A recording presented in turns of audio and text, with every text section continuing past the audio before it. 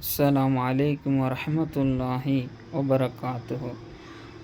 அன்பிற்கினிய அல்லாஹ்வின் நல்லடியார்களே, இன்றைய நாள் பதுர் யுத்தம் நடந்த நாள். எனவே பதுர் யுத்தத்திலே சில பற்றி நான் உங்களிடம் குறிப்பிடுகிறேன். இன்னொன்று சொன்னால், பதுர் யுத்தத்தில் 313 சஹாபாக்கள் மட்டும் முஸ்லிம் சஹாபாக்கள்.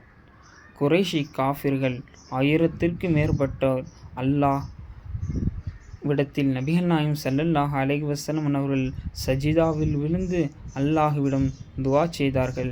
பதுர் யுத்தத்திலே வெற்றி கிடைத்தது. மேலும் நபிகள் நாயகம் ஸல்லல்லாஹு அலைஹி வஸல்லம் அவர்கள் கூறினார்கள், அல்லாஹ் பதுர் யுத்தத்தில் கலந்து கொண்டவர்களை பார்த்து சொல்லுகிறான், நீங்கள் விரும்பியதை செய்யுங்கள், ஏனென்றால் நான் உங்களை மன்னித்து விடுகிறேன் என்பதாக அல்லாஹு தாலா இந்த ஹதீஸின் மூலமாக கூறியிருக்கிறான்.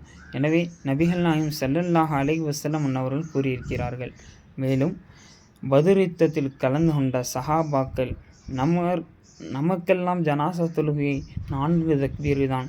ஆனால் பதுர் யுத்தத்திலே கலந்து கொண்ட சஹாபாக்களுக்காக வேண்டி பெருமானார் ஸல்லல்லாஹு அலைஹி வஸல்லம் அவர்கள் தொழ வைத்தால் 5 தக்பீருடன் தொழ வைப்பார்கள் என்பதாக ஹதீஸ்களில் நாம் பார்க்கிறோம்.